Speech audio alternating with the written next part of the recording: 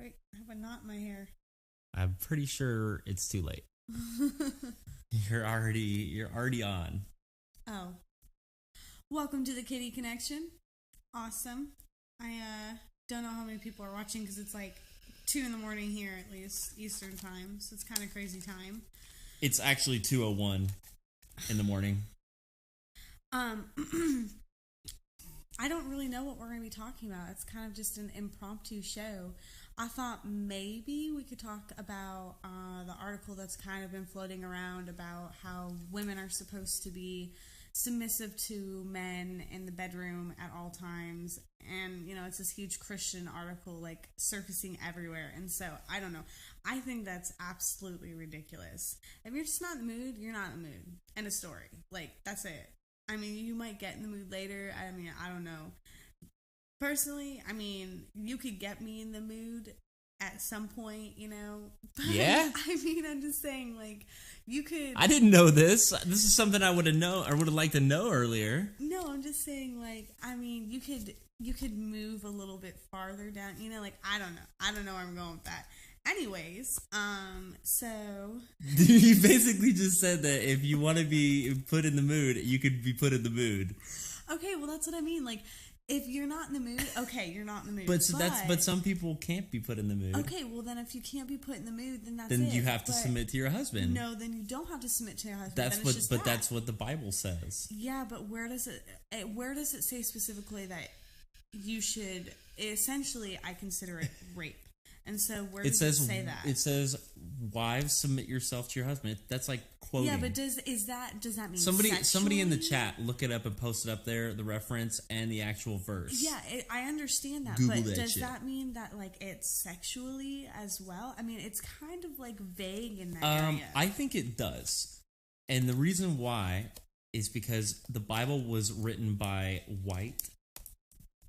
Are you shushing me? Well, just a little bit. You don't want to wake Sagan. She's like scary when you wake her up. She's through like 3 doors. If she can hear us out here, I'd be shocked. Baby, you're loud as fuck. No, I'm pretty quiet. Nah. You're loud. No, I'm not. There's things that you're loud with that if she don't wake up for that, she's not waking up for this. All right? That is not true. That is very... You can take that a bunch of different ways. All right, well, it's true. So there's not much you can do with that. It's a fact. Oh, God. That's what happens when you do impromptu. Oh, the Bible was written by white misogynist men, and it was... How do you know they were white? I mean, I don't know if they were necessarily like white, but they were Middle Eastern. Okay, so is that white? Sort of. I mean, but they're like brown people. Okay. Brown is white, kind of. They weren't written by like Africans. But okay, so it was written to submit to your husband, which I understand that, but at the same time, it's kind of like, well... Hey, Joey Kirkman's here. Hey, Joey. Oh, wait. That's an offensive word. I forget. Sluts. Yeah, there was definitely this guy on Facebook earlier that kind of blew off the handle on me a little bit. Oh, yeah, that's right. What was his deal? Here's the thing. He was going off of the fact that Jonny wanted us to have an open relationship, when for a fact, that wasn't even it. I was the one that said that I think that we should have an open relationship. Boom, on tape. And so, if anybody's being manipulative, it would be me, because I was the one that did that. Unless I inceptioned you with that idea. Okay, well, that could, whatever. Like, we were sleeping and you thought it was real, but I, like, inceptioned that in. Yeah, but... Like, 3 layers of dreams deep. It's like, the way that I look at it, he's not being manipulative, because the guy was going off and, like, he's not a real man. He just wants to fuck other women. Why would you be okay with that? I'm not a man. And it's just like, well, I understand. Sometimes I wondered. I bought some girly shoes the other day and wore pantyhose once. Okay, I didn't. I really didn't. And I understand like where he's coming from, because a lot of times I think that like, yeah, that's probably the case, but if it makes him happy, then I truly want that for him, because I mean, as an atheist, we don't believe in a life after heaven. You know, we don't believe that there's like a fucking 100 versions. That's not waiting true. for us. Atheist just means that you don't believe in a God. There but I could don't be believe atheists that believe that there's something after. I don't personally believe there's anything after death. I don't either. And so it's like, well, why not enjoy life? Why not have fun while you can? You know, if we only have one life and that is true, then why not enjoy it while you can? Because, I mean, if we're wrong, then he's just going to burn in hell. I don't think he's really going to want to have sex with anybody while he's burning. So, I don't know. I think that it's Are just you saying stupid. that that's not, like, something that people would be into? What do you mean? Like fire sex? I don't know. But I don't know. I'm sure there's somebody that likes to be lit on fire and have sex. I would like you to prove that. Maybe not lit on fire, but like maybe like a lighter or something. I would like you to prove that. If not, we should be the first people to do that ever. We'll wear, like, you know, flame retardant suits. No. Flame retardant suits. No, not this is why we need an open relationship, because she doesn't want to do all the things that I want to do. I want to have flame retardant suit sex, and she doesn't. Okay, all right. We'll see what happens next time you want sex. But anyways, so this guy you already told everybody that I can get you in the mood if I need to. All right, you know what? Just so it doesn't matter. Hey, there's the verse, PJ Neely, by the way. Okay. Can you read that? I know you got. No. I know you got eagle eyes. But you know, I don't know. This guy was kind of like flipping out and stuff, but I feel like it had a lot to do with he was just jealous. Like, I understand. He was like, "Come be with me," and come be with me. I'll show you what a real man looks like. Yeah, and like, I'll be all yours, woman. It was just so strange to me, and like I had a talk earlier with a guy, and you know, he has an open relationship as well, and he was like, you know, for those type of people, you gotta just brush them off, say bye bye, you know, keep moving. And he's like, not everybody's gonna agree with you, and a lot of people like may not be okay with that. And you know, we may have an open relationship for a year and then decide, you know what, we're not cool with this. I don't want to do this, and that would be fine. But you know, I think that it's something worth trying, because I really think, at least for us, I feel like it really did improve when you went and did something a few days ago with a girl. Because I mean, I didn't do anything. Yeah. Hey, by the way, it's like all over here. I'm gonna center you. What the heck is that? Oh, it's the pretty roses I bought you a long time ago that you didn't take care of and let them die. I don't do well with plants. They die. You know this. People are like, he doesn't care about her. I bought her roses once. Once. Okay. I bought you roses twice. That's right. A long time ago, like 4 years ago or something. When you moved in. You came in. I got a sunflower and I got roses when you moved in. I don't remember that. Right, sweetie? Yeah, okay. Anyways, next topic. Kiss me. That's right. It's going down. But going back to the article, you know, it's kind of like, it's strange to me that people say that, because I feel like they're advocating rape, and I feel like that's not right. You know, I mean, they're saying that it's not rape; it falls into a like protected, religious-y code or whatever, because it's commanded by God for you to do that. How do you think that that's okay? Like, if you were to be like, hey, I want to have sex with you, and I was like, oh my God, I am just not in the mood, I'm so sorry, and you tried to get me in the mood, and I was just like, look, I'm not in the mood, like, I don't think that's ever happened. If you continued going... Actually, that has probably happened. I don't think so. But anyways, if Once you continued going, then, I mean, it wouldn't really be... It would be not consensual. It would be bad. Yeah, it would be bad. It would be rape. You know, it wouldn't be consensual if I just wasn't in the mood. I mean, well, it comes from the concept. I know it's wrong. I don't disagree with you. It comes from the concept of like marriage is like you're like women are property. Yeah, but the thing is, they own them. That, you pay 50 shekels or whatever. Well, like if I really wasn't in the mood, you could just go yank it and watch the porn or something, you know, or whatever. But that as Christian males, I don't feel like. I mean, I'm sure a lot of them do watch porn, but I'm saying that's not really acceptable. Do you know that religious people typically watch more porn than non-religious people? No, I didn't know that. And but, actually, religious people like more gay porn than those are not religious. But I'm just saying, like, you know, they could go ahead and, you know, be like, you know, and go do something else. But it's because, like, you know, they're not really supposed to do that, so they feel like it's supposed to be the woman's thing for that. And I just feel like that's so wrong, and that's why I feel like, I don't know. There's just got to be another option. I don't even understand the article. It's like so crazy to me that people don't see that, and it's like.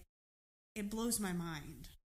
Well, me too. It's just we talked about this a lot, and It's how you're raised. If you're raised to think that something is supposed to be one way, and you never are taught to think skeptically or rationally or think outside of that belief, then you or have any outside evidence inside of that to like compare that with or hold it up against, I guess, then you're just going to believe that is reality, if that makes sense. I don't know. We had a friend of ours recently that shared her story. I don't know if she shared it like publicly or anything like that. I mean, she might have, but I don't want to, Yeah, I don't know. But she was in a very abusive relationship, extremely abusive relationship, bringing to tears reading her story. Yeah. And, but she didn't know any better. That was all she really knew. And that's how, she just kept continuing with it because she thought that she was being this good Christian woman, just submitting to her husband. And I think she said it was like 15 years or something that she went. I can't remember. She had multiple, like 9 facial reconstruction surgeries and stuff. I mean, wow, that just goes to show you how hard, a belief can be instilled in you. And if you don't have any other way, any other culture or anything to compare it to, that is your operating system. Like, that is what you believe is real. Sorry, I was reading a comment that Barry made. Oh, that's right. I forgot you need like a telescope to read that. I have really bad eyes. I could probably. Oh, you know what? Hold on, I blinked. It was better. So Barry asked, okay. Oh yeah, if you guys have questions, put them in the chat, and we will consider answering them. We'll probably ignore them because we just do whatever we want. Obviously, Joey makes me laugh with all his comments. But, dude, Joey's so freaking funny. Hey, PR Pope coming out soon. Yeah, maybe September, August-ish. You guys have to get that. Maybe July. I don't know. And if you guys don't already have bedtime Bible stories, I would highly recommend that. That book sucks. I'm kidding. No, it's actually badass. It's really cool. PR Pope, check this out. In bedtime Bible stories, they had people they were like in the book, like illustrated by this guy. And this guy, I think he's like did like some Marvel comic work stuff. Like, he's really fucking good. And if you do PR Pope, if you do a $250 donation, which is freaking nothing, especially for most of you out there. For us, that's like, we could live off like 6 months off of that shit. Yeah, right. Their formula is what the cost of, but no, $250. You can actually have yourself illustrated and leave your mark on fucking history and be in PR Pope. It's pretty sweet. So if that's something that you're interested in, tell Joey or tell us, and we'll hook you up with Joey, and you can be in a fucking atheist book. Yeah, how fucking cool is that? It's kind of much cool. better. It's pretty cool.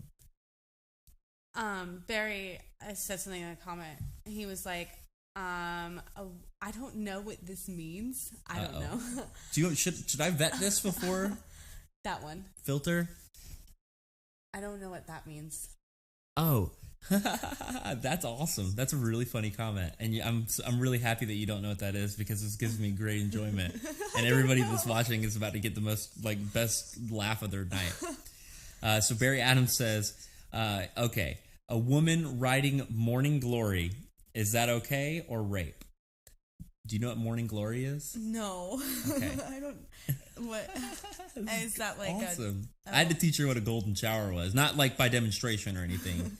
Well, or illustration for that matter. I didn't have sex before Jonny, because I was like, well, 1, because I was religious, but 2, because I didn't want to get an STD, and 3, because before I did that, I thought it was supposed to be super special, like, someone that you really loved and cared about. I thought it had all these connections, so it was kind of different for me. So a lot of these things, I thought that too, though. I had no clue about. But and I think a lot of Christians think that, but they're like, fuck it, like, I want to get in there, I want to do stuff, and they're like, it's a cost thing, because God's going to forgive you for your sins anyway. What are you doing? Oh my God. The chat has gotten nasty. I know. There's like an orgy Barry going on in the chat right now. Barry's like, fucking, here's a dick pic. You know what I mean? No, he didn't do that. He didn't do that. You can't even put pictures up there. But if you could, he probably would. Okay, so Barry, Morning Glory. You know what Morning Glory is? Is that maybe like a... It's a flower. Okay, I'm just kidding. But I think there is something called Morning Glory. Is that like I don't know, like a dick, like that's already turned on or something? Like you Kind wake of. up horny? Yes, you wake up not necessarily horny, but you wake up with a boner. Okay. And that happens a lot. You just pop a bone, waking up. Or you just... I honestly think it's an evolutionary trait. So that, because, you know, it's better to sleep up high instead of on the ground. But if you sleep off high and you roll over in your sleep, you could fall and you could hurt. So what happens is you get the morning glory in the middle of the night, and it's like a kickstand so that you don't roll out of bed. I think that's stupid. It is stupid. I'm totally kidding. But morning glory is morning wood. Okay. You heard of morning wood, right? Yes. Okay. Same thing. Morning glory. Okay, morning wood. Is it rape? No, if it's consensual, if they want to do it, and they're turned on, and he's like, hey, you know, and like they start messing around and they have sex, and that's fine. But I mean, what if you were like, what if I'm like waking up and you're just like, I take this. Well, if you were okay with it. I take this. Well, if I started touching it and you were okay with it and you're like, okay, you know. But if you're like, hey, babe, I'm sorry, I got a lot of work to do or something like that, then I've got stuff to do. You're going to have to let me in my morning wood. Get out of here. Well, then that would be okay. The thing that bothers me about it, where I do feel like it's not, I don't know if it's not necessarily the R word, which I don't even like that word, but it's like taking advantage of or taking something away from your partner, is because the morning glory, as Barry so graciously put it, it makes peeing a little bit easier because it's just more straight. You don't have to like aim as much. It's more pinpoint. It's like shooting a rifle as opposed to a pistol. And you always have to pee in the morning. That's just a given. You wake up and you pee. Well, maybe not for everybody. Maybe people go to the shower and then pee. Well, if they're going to the shower, I can pretty much guarantee you that they're probably peeing in the shower. And that's not like, you're not like averting the situation. That's just multitasking. And I think that's efficient. I am actually for peeing in the shower.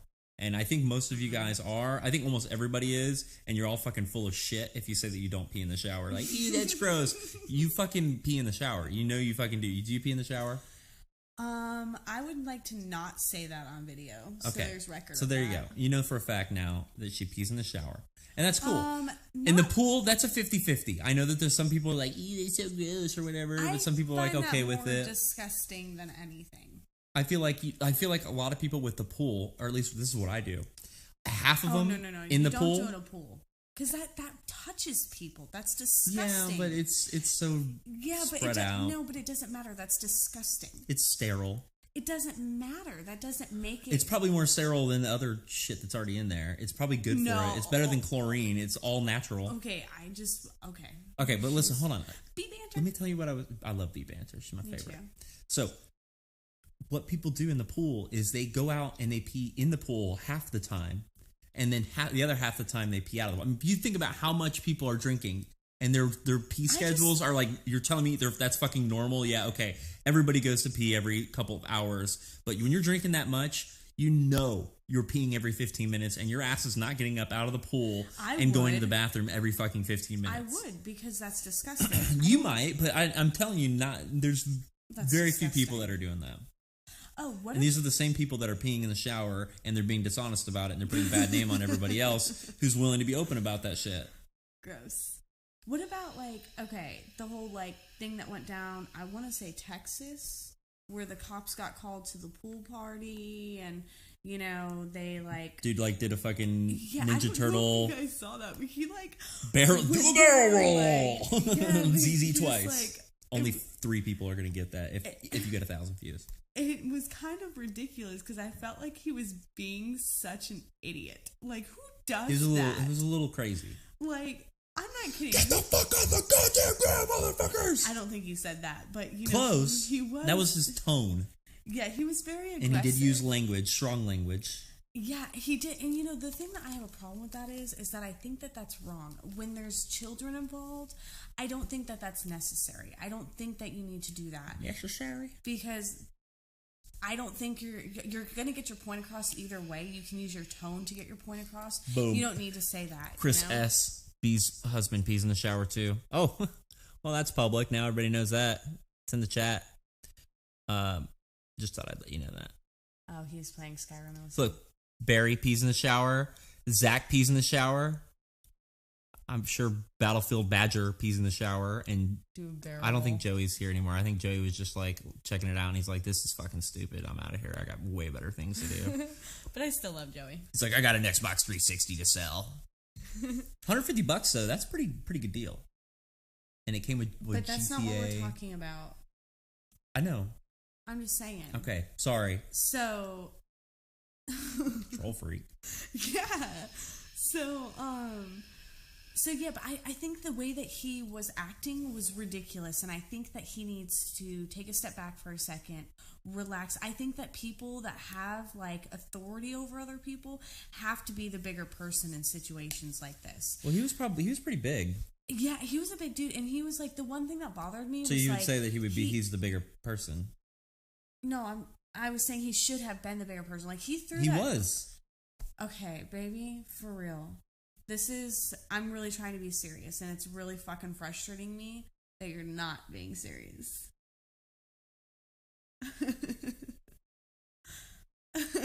So, continue. No, but it's just like, I feel like he needs to be the bigger person because he's an authority.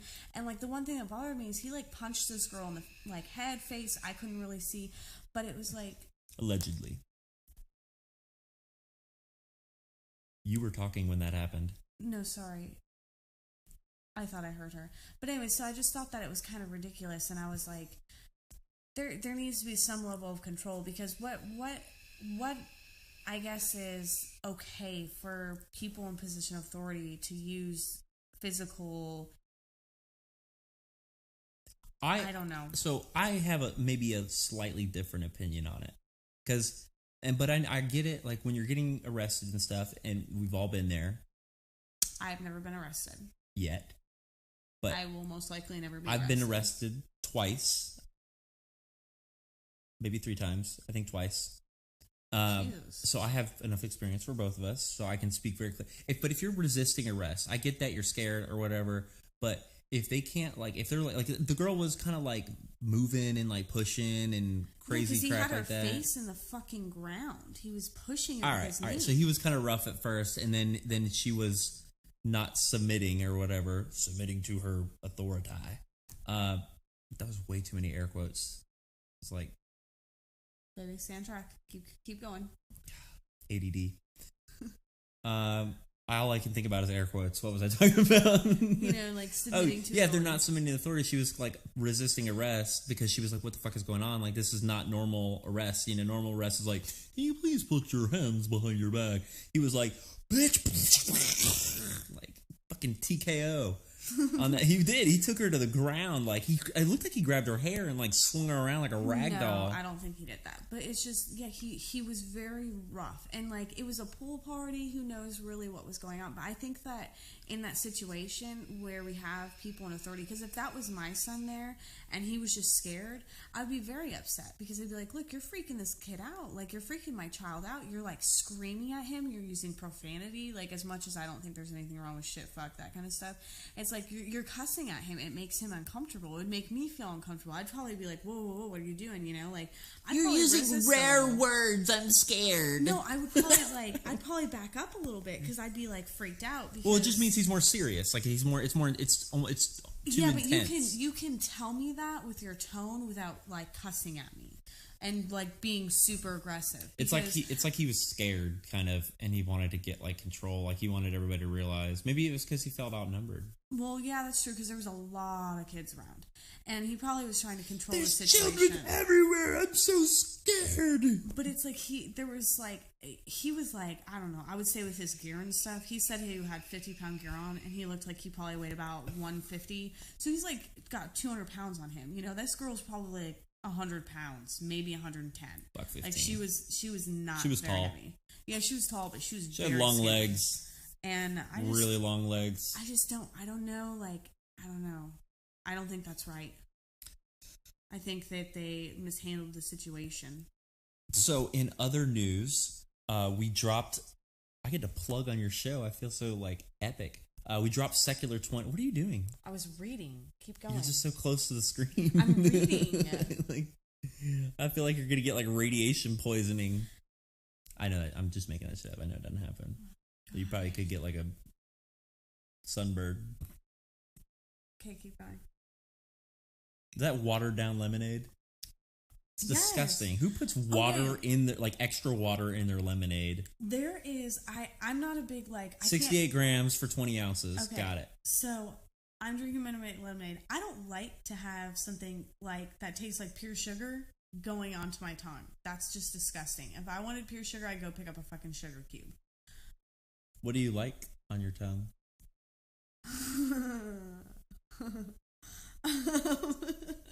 That tastes like pure sugar. Chocolate. Okay. Stupid. I love it. Oh, they're getting mad because I'm talking too much. Fine. You could start the next section. What? Shows for them, so nobody wants to see me anymore. I'm old news. Yeah, you are. They're like, who's that Jonny guy? Why would she bring her husband on? It's so unattractive. Just stop. She was so much better when she didn't have a man next to her. I'm trying to think about another situation that's kind of blown up lately. Do you have a situation? That's blown up recently? Or just a situation? A situation? Like in atheism. Oh man, there's always a situation in atheism. We just did like I was saying, the Secular 20, which is pretty cool. We got a pretty good response on it today, and it's 20 topics of the top 20 things that happened in the last week, and they're 1 minute each or less, sometimes 30 seconds, and we just podcast out the whole shit for 20 minutes. It's like this week in science, but this week in but what's the topic? I could take a topic from that, but I feel like you're very opinionated, and I don't know how that's gonna go. I'm kidding. I'm just kidding. Jesus. Last time I bring you on my show. Probably. That's why I'm making the most of it. Oh, there is this Lucifer TV series coming out. I think it's so awesome. I'm so excited to see that. Lucifer. But it's funny because so many moms are so pissed about it. If you're so upset about it and you don't want your children to see it, why don't... I don't know. You just not let them watch it. Seems simple enough. Well, they're pissed because they're saying that it depicts but how depicts like Satan. Christian beliefs that are wrong, and it makes Satan look like the good guy when Satan's actually the bad guy, which is fucking ludicrous in my opinion, because Satan killed like how many people in the Bible? Yeah, but the thing is that 10. like even if he is portrayed as a good guy, if your child has enough of a belief and they're strong in their beliefs, they're gonna know it's bullshit. Right? And I don't know. I mean, because kids are impressionable, and if they have access to TV and they see that come up on TV, it is gonna, like, remember we were talking earlier, like if you only know one thing, the real scare here is not that it's like screwing up their beliefs. I guess that's part of it, but it's that their children have access to alternative point of views so readily on TV. There's not a lot of content on TV necessarily that contradicts the Christian worldview as much.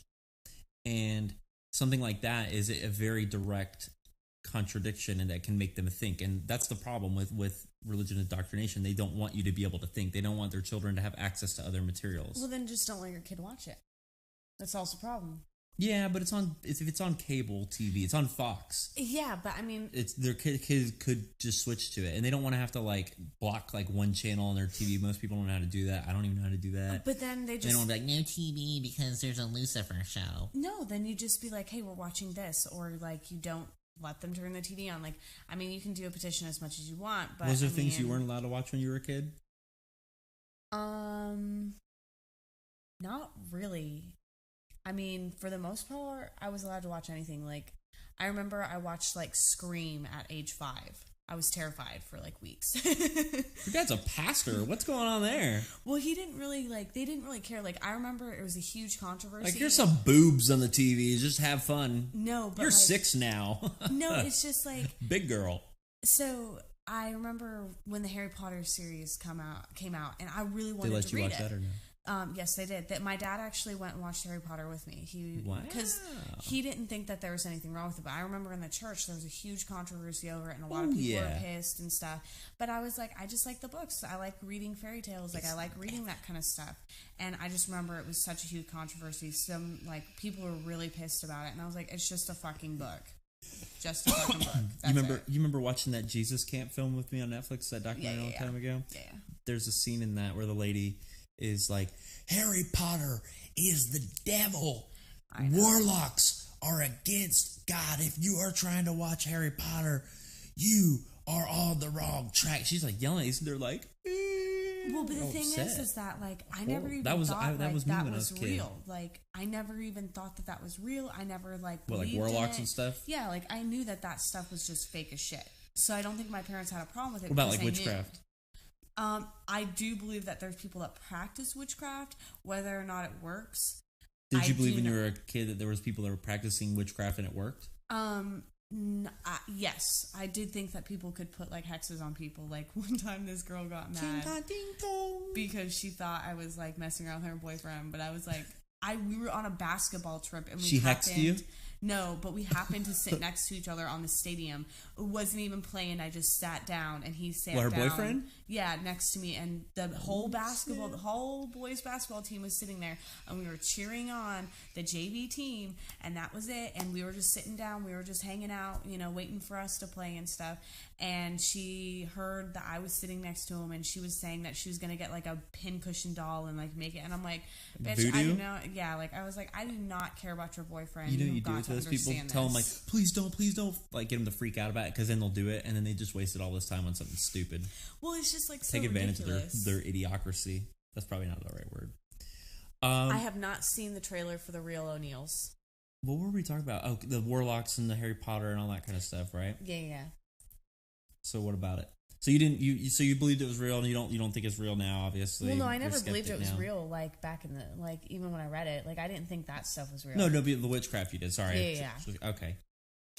But like my parents, like I don't think they had a problem with it because they were just like, hey, she knows, like and like I found out recently that my dad thought that I was the strongest Christian out of all of his girls. So morally, yes, I know that's twisted. You have better Well, and it's funny because morally, I think you have stronger morals. Well, depending on how you define morality, obviously. If you define morality by Christianity, then no. But you're a fucking horrible individual. But the thing is that I feel like I have a lot more morals than most Christian people. I feel like they sit there and they're like, okay, I'm like, okay, I'm not going to cheat on my husband, even we have an open relationship now, but like before then, like, I would never do that. And so it's just like, I would see other people that like would just go out and like do things or, like I have friends that would call me up and tell me stuff. And I'm just like, dude, what the fuck?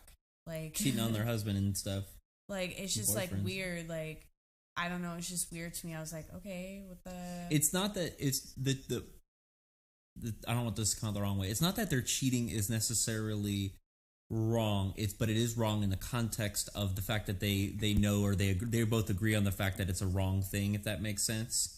And the fact that they're agreed on that and that they're doing it and they're like they don't have the dishonesty, they don't have the openness to be able to communicate in a relationship and stuff like that. That's what I think is like the bad part about it, I guess. But I think it's wrong to do that because if the other person isn't okay with that, you can't fucking do it. I agree. That makes sense. End of story. Like if the other person's not okay, that's just it. Somebody wanted to talk about. I know. I hope you're not going to say the thing that I saw because I don't know much about that. Okay, then I won't say that one. Okay. I know a lot about a lot of things, and I know nothing about a lot of things. Somebody said witchcraft was early chemistry criminalized by the church, but when you put spirituality in it, it gets weird. Does get weird. Definitely. But there's people that like openly practice voodoo and stuff right now. I watched a documentary and I don't know, it's a cool documentary, but and you put something together in a pretty package, whatever. But it was on the devil's breath, and it was this drug in like South America or something. And apparently, if you blow the dust of this drug into somebody and they inhale it, it does something with their brain that necessarily makes them very suggestible and forget what they're doing or whatever. I don't know. Either way, it's an entertaining documentary, but there's not any there's no science behind it. They don't explain what's going on or anything. So there's not really much to go on other than just the what's the word I'm thinking of? Stories. There's a good word for stories. Anecdotal evidence and stuff like that, or evidence. Anyways. Devil's Breath.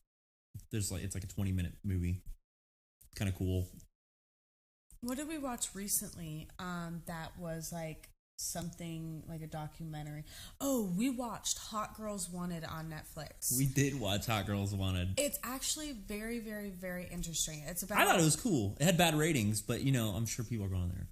Well, I think it's just because it's about like the porn industry, but it followed about like I would say 4 or 5 girls and how they started in the porn industry, how they even found it. It was usually a guy who posted on Craigslist like free flight to Miami or whatever, and just kind of talked about like what it was like to work in the porn industry and stuff. And one girl was talking about how like her first like porno was very like some of the rough one, raunchy. Yeah, it was. Yeah, then like, they made her like deep throated her and made her throw up, and then made her like eat it up. It was Latina it was really something gross. or other. Yeah, it was like hardcore, like Latina abuse, maybe something like that. I don't know, but it was very, very interesting. But like she looks at it now as like, okay, I'm done and over it, and I recovered. It's money. If it was money, she changed. She's doing cams now, so she can control her own scenes. Yeah, now she's doing her private camera, so she can control what she does. But it's very interesting to see why they like got into it. Most of it was because they were trying to escape their life. They didn't want to be with their parents anymore. They wanted to get out and do something different, and that's interesting to me because I understand that. And it's weird that it was money too. It's a way to it's a method to do that and get all of the things that they were lacking. They didn't have her freedom. And in order to have freedom, you're kind of almost not just emotional and like physical freedom, but like ability to do things, to move around and like eat what you want, hang out what you want, do what you want with your time. Porn gave that to them. Yeah, but even the money, like this one girl said that like she made like 20 grand, but I guess it was really expensive because like if she had to fly somewhere else and do a gig, she'd have to pay for the flight, then you have to pay for food all the time, then you have to pay for like outfits and stuff like that. So it's like they actually didn't make that much money, and a lot of them said that like afterwards, like a lot of them would quit the industry, and they were saying the 3-month turnaround time, right? Yeah, the porn life on a new girl is about 3 months. If she does really good, maybe a year and a half. And that is crazy to me, and all these girls, I feel so like kind of bad for them because I feel like the mental, a lot of them have mental like or psychological problems. From what I understand, and maybe that I know that Ron Burgundy, whatever his name is, I think a big porn producer guy might argue that and say other things, and that's cool. But I think a lot of that psychological problems come from society. That it's not necessarily like there's a lot of things that we might do or talk about or whatever that if we were under a Christian mindset that we would maybe like feel bad about or have psychological issues about after the fact, if that makes sense, because of the culture around that. Yeah, no, I agree with that. I think that, like, a lot of these girls, though, it's sad because when you look at it down the line, like, the psychological problems they're going to have, because a lot of them were like, I didn't feel like I could say no. Like, I mean, yeah, that's a problem. And that's a huge problem. Like, you should feel comfortable. But, I mean, then some other girls would be like, with some guys that they would go on a porn set, they would make them feel like princesses. Like, are you okay, sweetie? What can I do for you? And, like, they were very sweet, and, like, that's awesome. But, like, they should never feel like they can't say no. That should never even be a problem. That should never be a thought that crosses their mind. Yeah. And I think that it's sad that for them to feel like they could get freedom, that they had to go do porn. I mean, if that's what they enjoyed, awesome, go do it. But I mean, like, it's a hard economy these days. It really is. I don't know. Maybe I'm looking at it too objectively or pragmatically or whatever. But to get like the American dream these days is, I would say, a little bit more challenging, and maybe I'm unattainable. Wrong. It is a lot more difficult, and there's plenty of economic research to back that up. It's not just an opinion, and our older generation obviously doesn't get that. We have somebody in our circle, if you will, that is always like, why don't you do this? Or like, it's like there's jobs everywhere, all this kind of just careers everywhere, all that kind of stuff or whatever. We're like, dude, you sold encyclopedias door to door for a job. That job no longer exists. You know what I mean? You don't sell like, at least if there's somebody out there that's making money selling encyclopedias door to door, I want them on a show. But there's so many jobs, and like you read a new technology article and you think about that technology or that robot or that manufacturing piece, and you're like, bam, there's 250,000 jobs that are gone right there.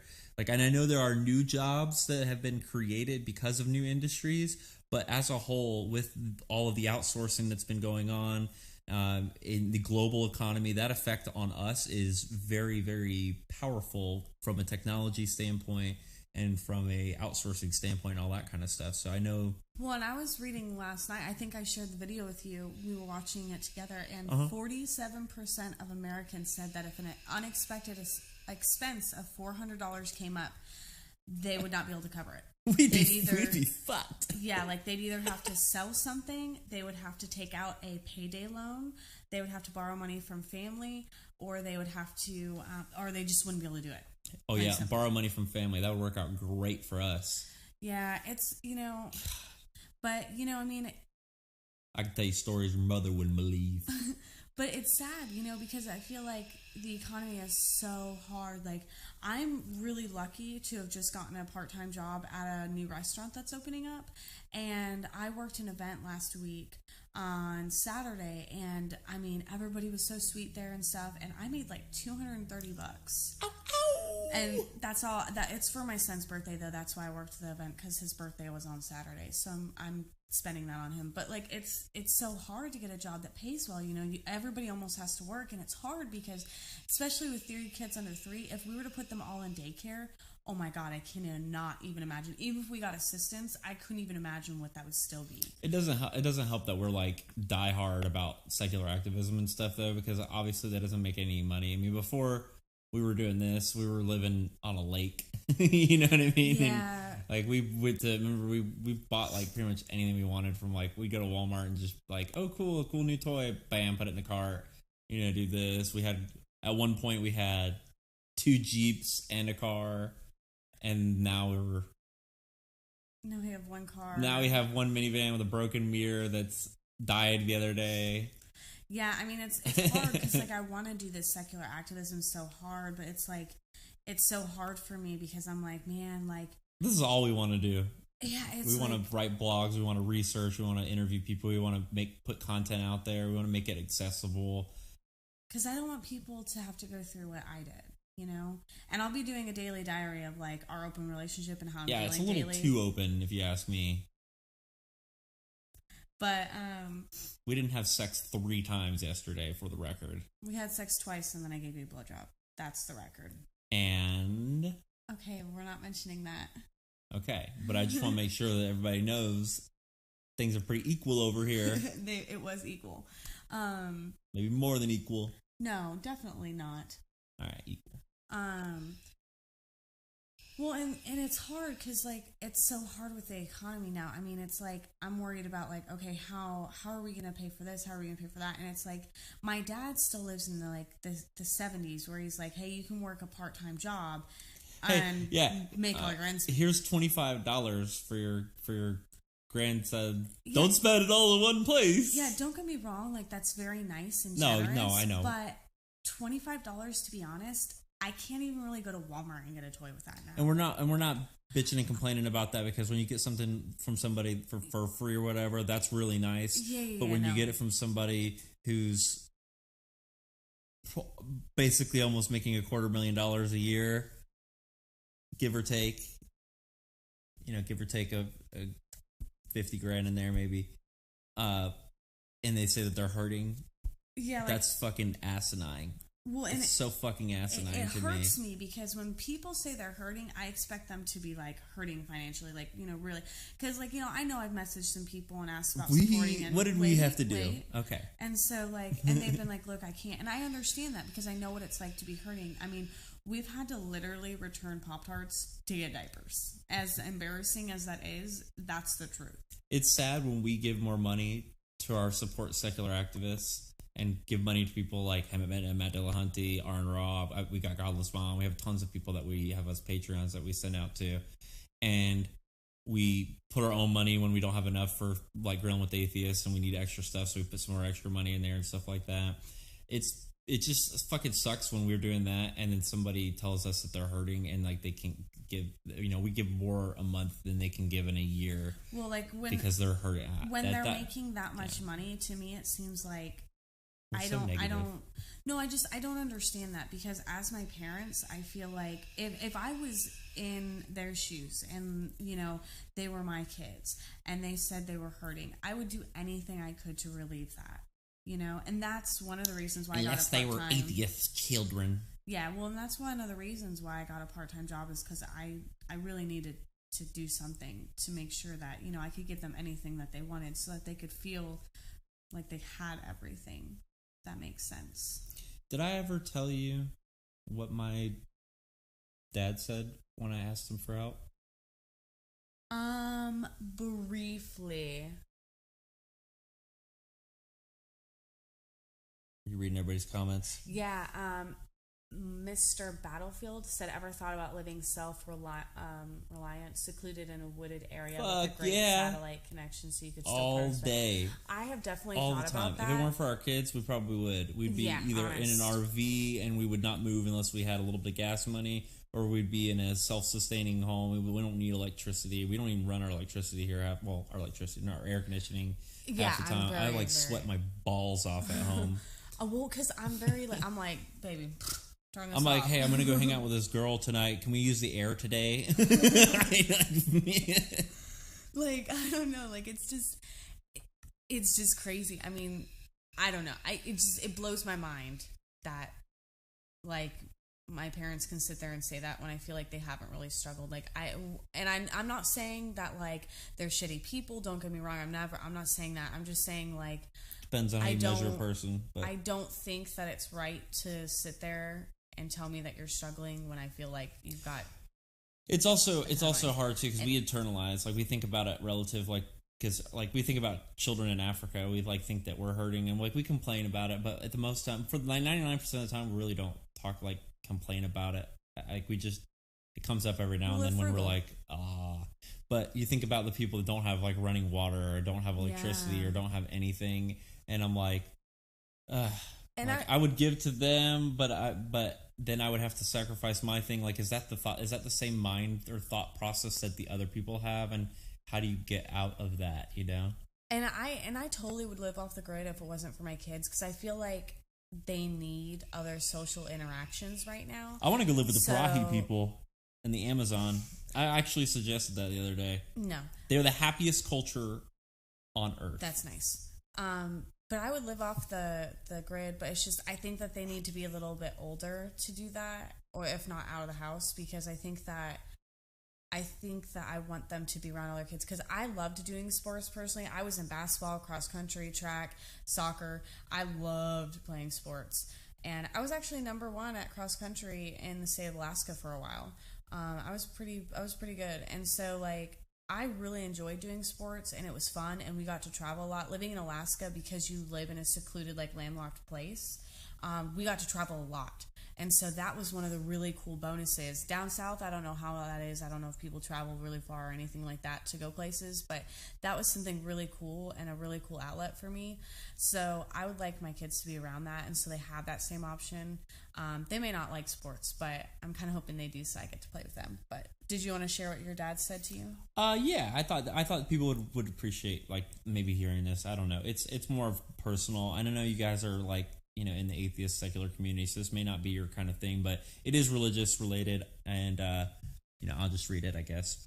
We sent this message basically asking if there's anything that they could do to help. We didn't even ask for money. I think we were asking for help with the kids, because we were just going through a really crazy hard time at that point. Yeah, to give a little backstory, it was really rough for me, because I've basically been pregnant like 3 years in a row.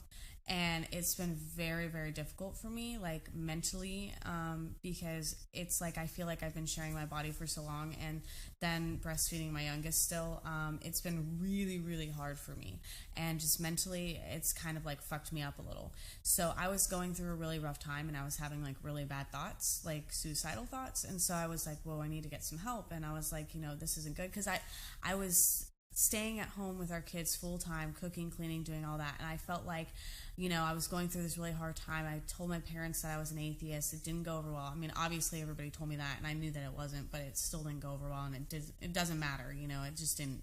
So I was going through a really rough time, and I was just like, man. And John's mom is really great.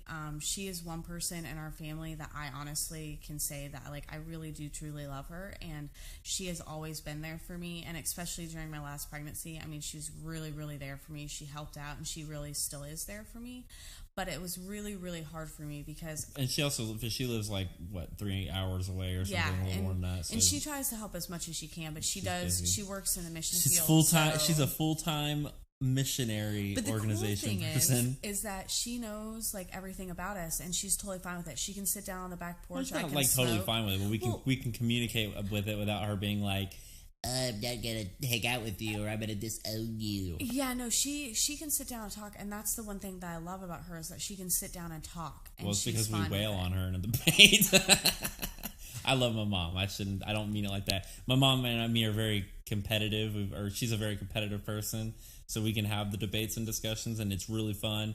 But yeah, I mean, you guys know. I mean, yeah. So we were just going through a really rough time because I was like, I'm really, really, really struggling right now, and that's another reason why I kind of got a part-time job, is to get me out a little bit, to kind of connect me back to that real world. But, it was just a really, really hard time for me, and I kind of needed help with the kids because Jonny has been working so hard on the secular activism thing, and he's been trying to bring in money and, find jobs. Building Secular Syndicate, which is a week away from launch. You motherfuckers better get your shit excited. Yeah, and I'm just sitting there, and I'm like, whoa, this is a lot. 3 kids under 3. My oldest just turned 3 a few days ago, but that was really, really tough for me, and so that's why Jonny texted his dad and asked for help. It was more so for the kids, not for money. It was just hey. That's a good precursor. Thanks. Tag team, homie G. And yeah, this was maybe a couple weeks before he swung by for a second to say hey, which was nice, Maybe I don't know if it was a couple weeks. It was a long time ago. It was several months ago, actually. It wasn't a long time ago. Yes. In his brand new Range Rover. It was not brand new. It was 2009. 2009, but it was basically it looked brand new. Yeah, and when he buys stuff, he doesn't buy he buys top of the line fucking shit.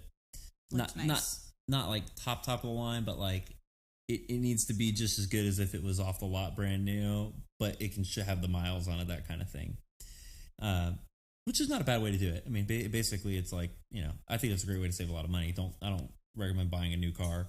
No, I think that's stupid. But we asked just for help with the kids and stuff. I don't think we even asked for money. I think we asked him, if he could maybe watch the kids or something like that, or help us out just a little bit.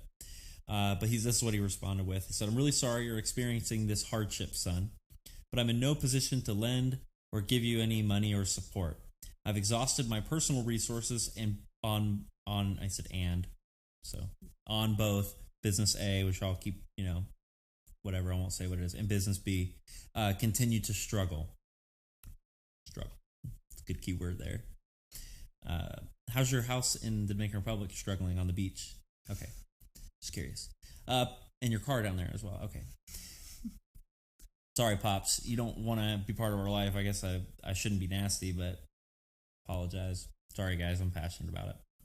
Hurt.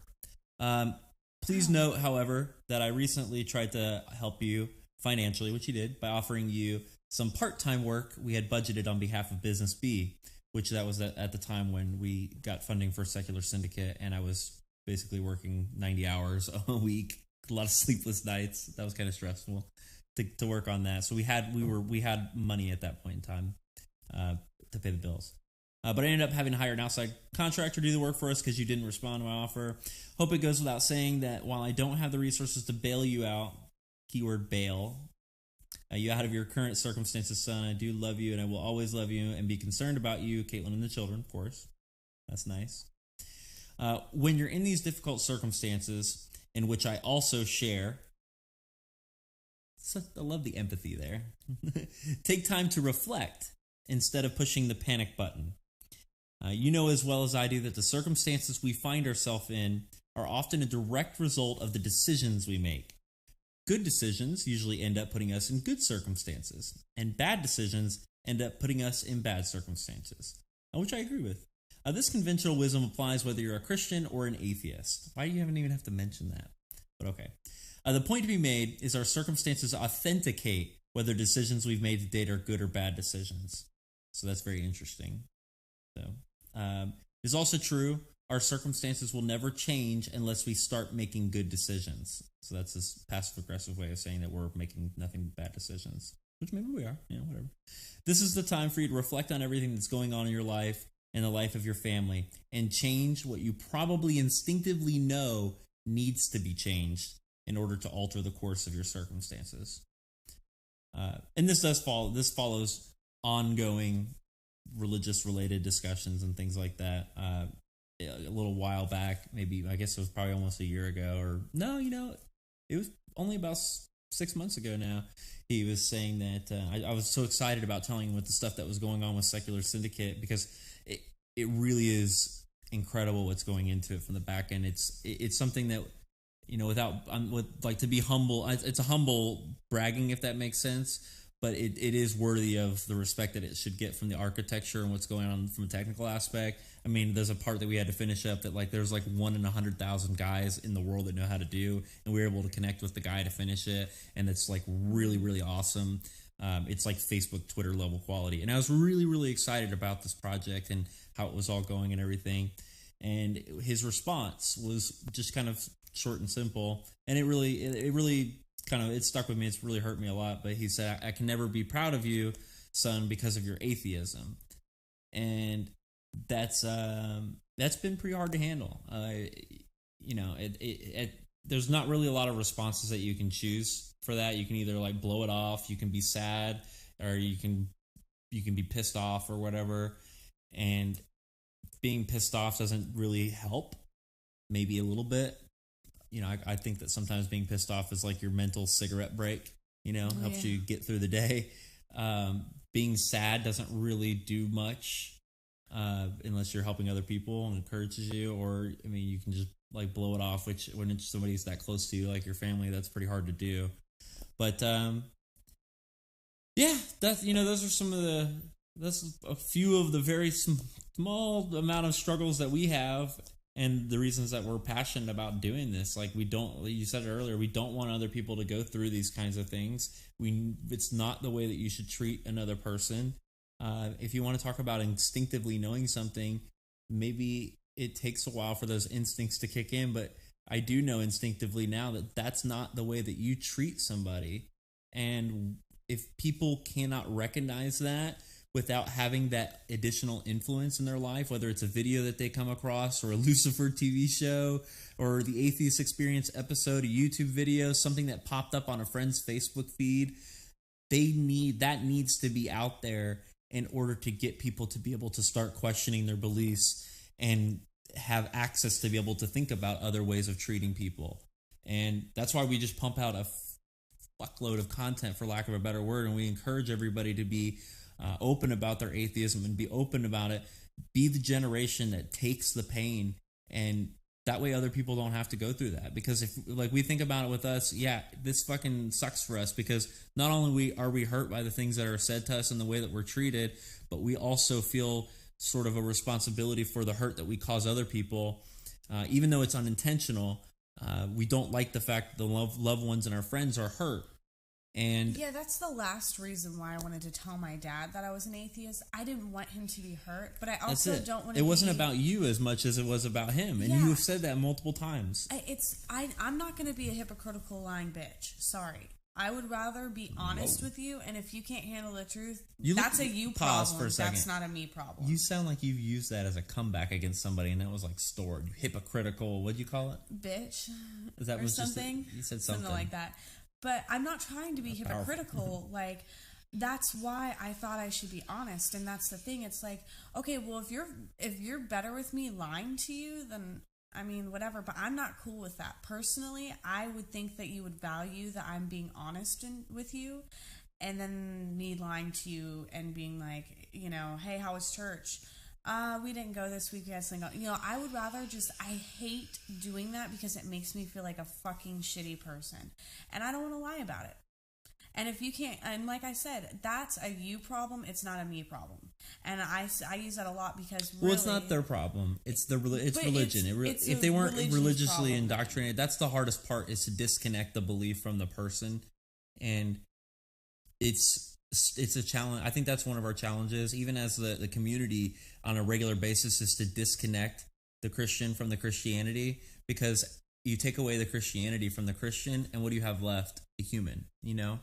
And our problem isn't with the people as much as we want. It's so easy to just put it on a person, and that's like it's almost like an idol or like a physical object that you can attack, because the whole of religion, as big as it is, and this ideology like concept, is so hard to think about taking down. You know, like if you're saying that I have to take down religion in order to solve this problem, it's insurmountable. And the frustration from that, with the frustration of how you're making other people feel, and the frustration of how they're treating you, almost makes it easier to cheat and be mean to that person and treat them wrong. And as hard as that is, when we can start getting past that and start attacking the real problem and focusing on that, that's the only time that I think that we can really start to make a change in the world, is when we take that pain on yourself, take the double dose of pain, as I call it. Take the pain from them hating you for being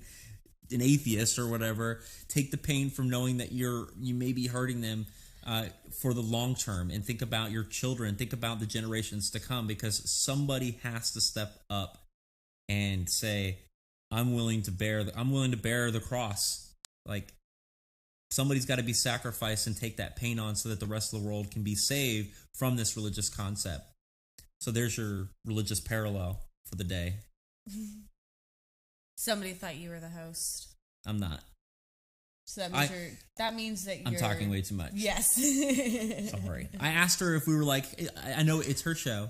I asked her if we were kind of co-hosting, because I've been hosting a show for a little over a year now. A couple shows. No big deal. You have more viewers than I do, and I've been doing this for like a year or so. God, you're way more appealing than I am. No, I'm not. In many ways. No. You're nicer. You're kind to people. You answer questions. I wouldn't even read that shit. But I'll say what I want to say. You're nice. You're pretty. Not pretty. You're fucking gorgeous. Oh shit! What the fuck? Uh-oh.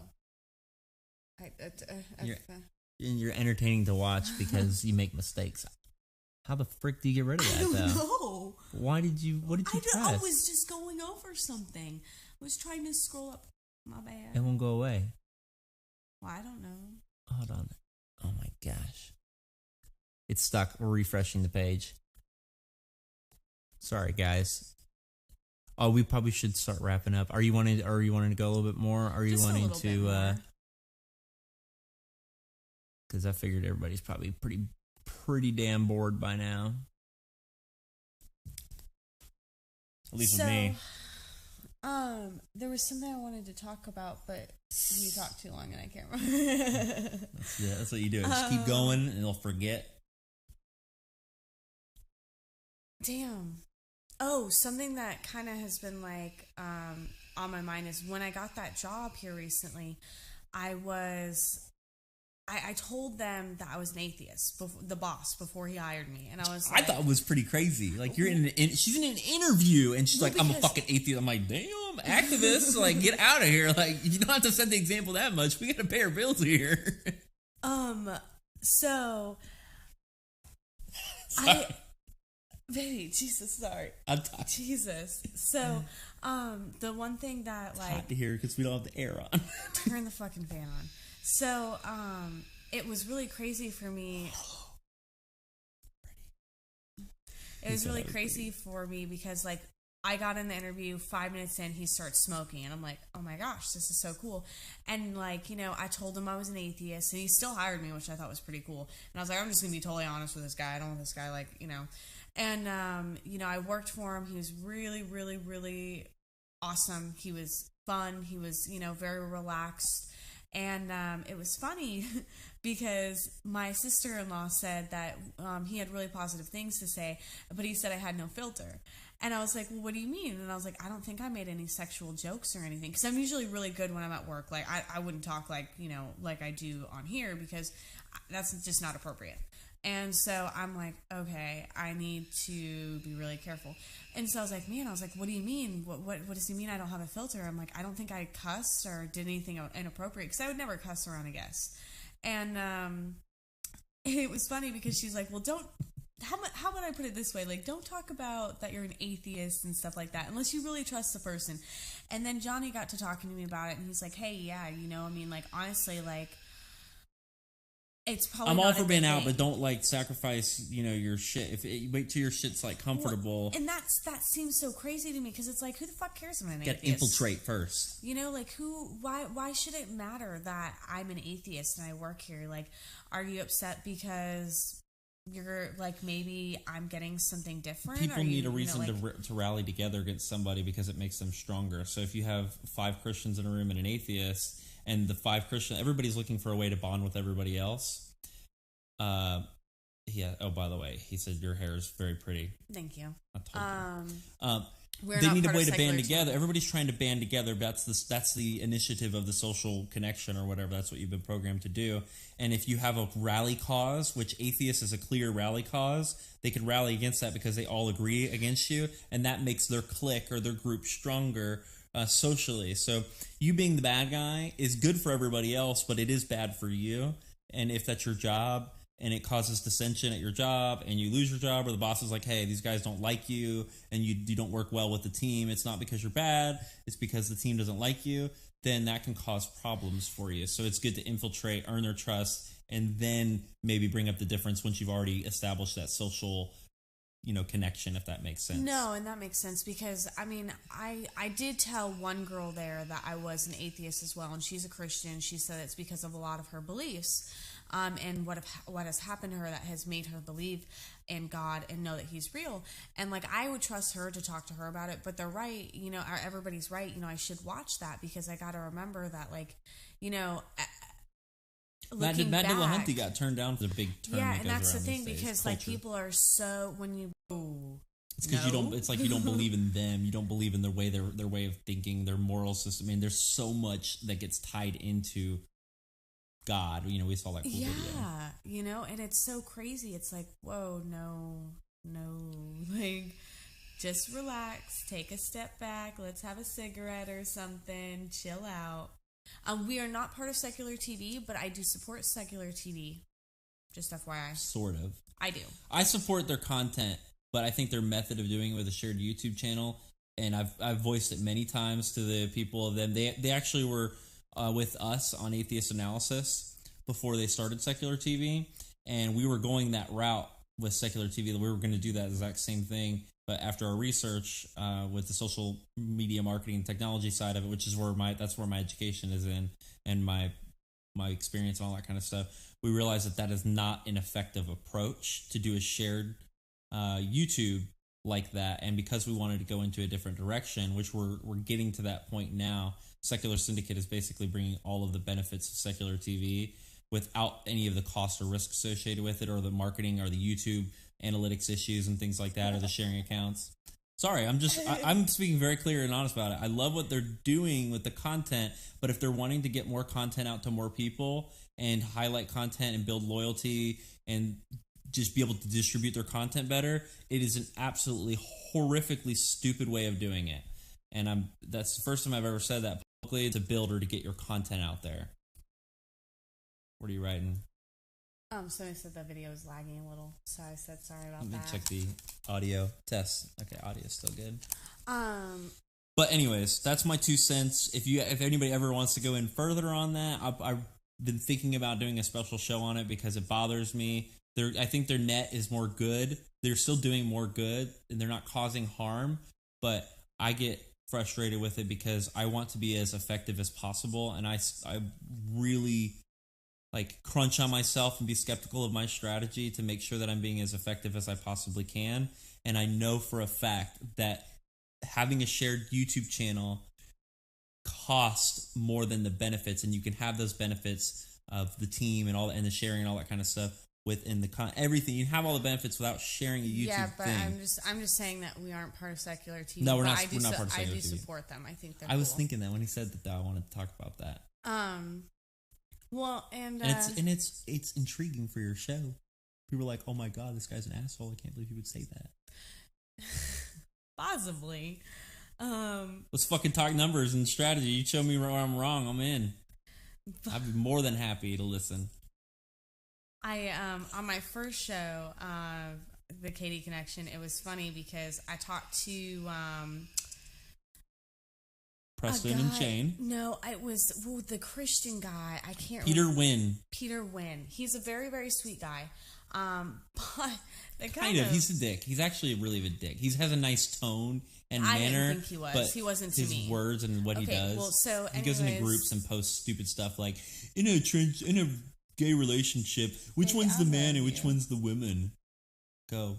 So, anyways, I have to carry Tanner all the time. I'm used to. I'm kidding. So we were talking, and he said that he believed in God because he had him he saw him, or he didn't see him, but he heard him. And he was talking about how he was on drugs at the time. And it was just hilarious to me that he could not, see that, hey, you were probably just tripping. You probably didn't even hear God. It was kind of funny to me, but it's kind of scary because it's like, whoa, people it's kind of, I don't know where I was going with that, but it was kind of funny but scary at the same time to see somebody that was like, oh, God, I know God's real. I went to seminary, everything like that, just because they were on drugs and they heard what they thought was God. And then that was it for them. That changed them for their life. And it's just, that's weird to me. And he's a very interesting guy. If anybody wants to ever have a conversation with him, he's definitely worth it. I like Joseph Casper. He said something after a show with one of our conversations with Christians. He said, hey, he came on and said, hey, I wanted to ask you a question. I heard the voice of God speak to me and tell me that I am the one true God. Follow me. And he said, do you think that was God? And the guy said, absolutely. That sounds like God. And he says, okay, cool, because I'm a Mormon. Or I was a Mormon when I heard that. And he was not a Mormon, he's a Christian or whatever. And he's like, what do you mean? And he's like, well, I'm not a Mormon now, I'm an atheist now. And he, by that time, his fucking brain was blown up or whatever. But I thought it was so interesting that you have people from different faiths with different gods claiming some of the same types of experiences, and they're all real. Our show that we've been watching, Capricia or whatever, they talk about the gods. Like, how dare you be so stubborn to think that there's only one God that's in charge of everything when could be multiple gods. Hell, if everybody's all having experiences, if they're all actually happening, then maybe there's more. I'd be more likely to be I was about to say polygamist, but that's not what I'm saying. A polytheist before I would be a monotheist again, and that's fucking nuts. I know that, and I'm not saying that I would do that, and I don't value their personal experience. I don't think that, but I would probably be more likely to be a polytheist before a monotheist. It makes more logical sense, but they don't care about logic. What are you doing? Sorry, it was in my hair. What is bothering you? Yeah, it was bothering me. You like when I scratch your head? Yeah, but not right now. Why not? Because I'm trying to focus and concentrate. It's supposed to relax you. I know, but it doesn't relax me. It makes me nervous.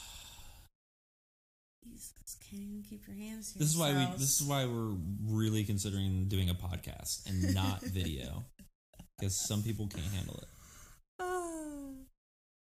I had to do my eye makeup, which you didn't even do, did you? Nope, no makeup tonight. You don't need makeup, I'm telling you. I do. Look at this. No, you don't. She has on no makeup right now, and you didn't do your hair. You just took a shower today, and you were like, And look, that's what you did. And you're freaking beautiful. You're freaking gorgeous. There's not a person in here that doesn't think that you're freaking gorgeous. I don't know. That may not be true. That may be an untrue statement. No, it's true. Did you see what that one guy said about secular TV? I thought it was pretty rough. And this isn't coming from me. I'm just reading somebody else's comment. Don't read their name. Okay. The problem with secular TV is they don't have any social networking plan. I agree, because they took my old plan which I think sucks, and I told them that, and they disagreed with me, but it does suck. Their content does not possess any intellectual or entertainment value. I will disagree personally with that last part. Yeah, I think that there may be some So you're hot, Catie. intellectual, Smoking. I think that there's some intellectual. I don't know. I mean, I'm trying to think of an example, but when we were on there, it was a good show. we talked about secular parenting. So yeah, no. I mean, I think that they do have some like intellectual stuff, and I You look great. You don't need makeup. I think that.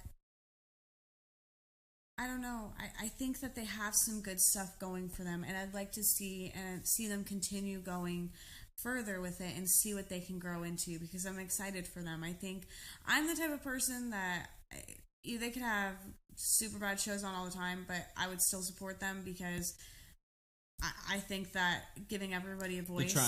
They're trying, and that's important. Yeah, and giving I don't everyone want to discourage a voice, anybody. You know, like you should give everyone a voice if they want a voice. Have it doesn't you matter seen if they suck. our first shows? Our shows now suck horribly, but our first shows were just ludicrously bad. Like, if you ever get bored, go to Atheist Analysis on YouTube and subscribe. Woo! And look through our. I call it the vault, which is no vault. It's just go to like videos and go to old and look at some of our first stuff. Wow. Yeah. We're like, are we recording now? Oh yeah, but hey, are you guys there? Oh, your mic's not working. Oh, hold on. It was so bad. Now we have like some cool stuff, you know. We're not even on Google Hangouts anymore. Yeah, we're not on Google Hangouts right now. No, which is we're cool. not. You're like a pro. Look at this. You're on your second goddamn show, and your show is better than any Atheist Analysis show we've ever done, any Conversations with Christians show, any Heretical Mind show we've done, any Prophet Cast, any Moving Humanity for a debate show without an interesting name, Age of Reason, all the shows that we've ever had on our thing, and you're better than every show on secular TV. What's that say? The only episode 2 We I will expect have so much. TAA on soon. What is TAA? The Amazing Atheist. I'm pretty sure that's what he's talking about. Oh, probably. You could get him on. I couldn't because I'm like, he'd be like, nah, dude, you're not cool. But he'd be like, hey, you're pretty and smart and fun to talk to. I'm like, fuck yeah, I'd like to hang out with you. Can we do that in person? No. Well, and I think another cool thing that I've experienced is like, you know, just figuring out reality. Something that's really been cool for me. You know, I talked in my like a few videos about like I didn't even really know what evolution was until I was 23.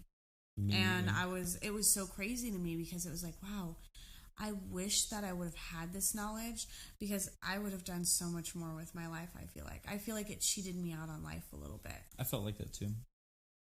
And that's what sucks, you know, like don't get me wrong, I love my life. I love my children more than anything in the world, but it's like I wish like I want to go back to college and finish. You know, I got my nursing assistant and I was going to school for nursing and I ended up stopping because I got pregnant, and then we just don't have the money for me to go back, and I just don't have the time right now. But you know, I would love to go back and like take courses on science, and I know that you can basically like get textbooks, read them, and it's pretty much the same thing as going back to college, but I think I would enjoy that interaction with other people and like talking about it, and I think that would be really, really cool. Like we've even talked about like maybe doing like, I know this sounds really weird, but not like a Bible study, but like a science study. As nerdy as that sounds, like I would love to do something like that. I think that would be awesome, and I'd love to when my kids get older, if they'd like to, like we get together and like hang out on Sundays, and instead of going to fucking church, we sit there and we talk about science and like we look up cool facts and we do like maybe an experiment or something. And you know, I think that would be so fucking cool. All I know is most like thing I'm excited for is like in the next like year or two, I want to start working on our kids like science fair project. So when they're in like 5th grade and they get the science fair, it's going to be something like fucking massively amazing that's been in work for like, I don't know, like 7-8 years or something. And I want all the other kids to be like disappointed with their parents because they didn't help them do something as cool as we did. That's what I'm that dad that will like look at other kids and be like, "Your dad sucks." Is that wrong? I don't know if that makes me a good dad or a bad dad. I think it makes me a good dad for my kids. That's about it. That's what a good dad's supposed to be, right? Yeah. Another thing I want to talk about is the Mike Huckabee. When he made that comment about transgender people, he was talking about Bruce Jenner, and he was talking about how, like, you know, oh, I would want to be transgender too if I could go in the girls' locker room. Like, I found that very offensive, and I know he was joking, and I understand that, but does that make it right to joke about something like that? Because I don't think it is. I don't think that you should take something that somebody's personally come out with. Think about his comment too. Wait. So even this girl, like, I think she blocked me because of my comment, but she had posted up and she's like, I'm so over this, like, Bruce Jenner thing. It's so dumb. Why is everybody so happy and, like, you know, posting it everywhere? And I was like really, like, upset that she had said that, and I was like, you know, is it because, like, you know, you didn't feel like you got that attention? If you are, you know, what's the problem here? Because I personally think it's a big deal because he's in the public eye, he's a public image, and he's coming out, and that's a huge step for anyone in the public eye to come out and do that. I mean, it's really fucking cool, and I think that it's awesome, and I think this is something that needs to happen, and that's why he got so much, you know, I don't know what you want to call it, like, black. Yeah, so much flack, you know, but it's like, man, but I mean, like, the Huckabee comment, that was so out of line. Like, it doesn't matter if you're joking or not. It's the fact that,